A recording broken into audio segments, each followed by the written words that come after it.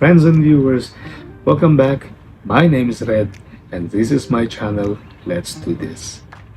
Sharing my thoughts today on one fragrance from the house of LATTAFA, and that is LATTAFA EJAAZI Silver. That's the box. Here's the bottle. The cap is not tight, so don't pick it up from the cap.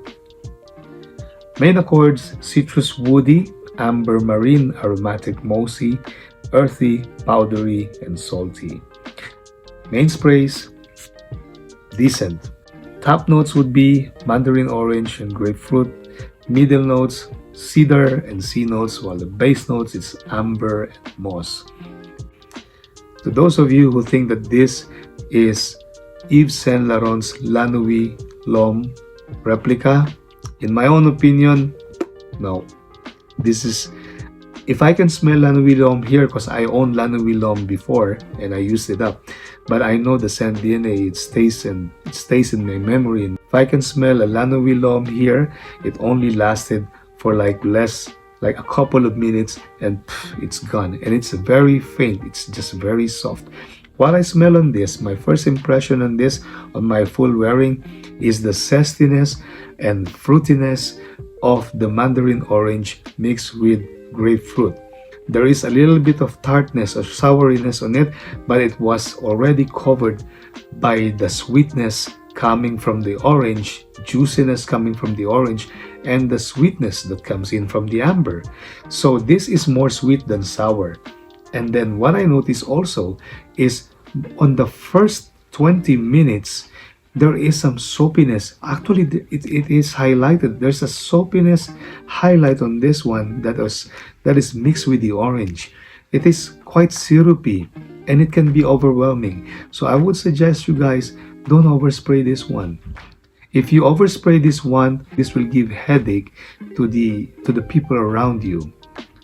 So by the mid notes, there's cedar and sea notes. Now the cedar is, that's the woodiness of this concoction. It blends well with the fruitiness and the juiciness of orange and grapefruit. But the sea notes, the saltiness, it's only light.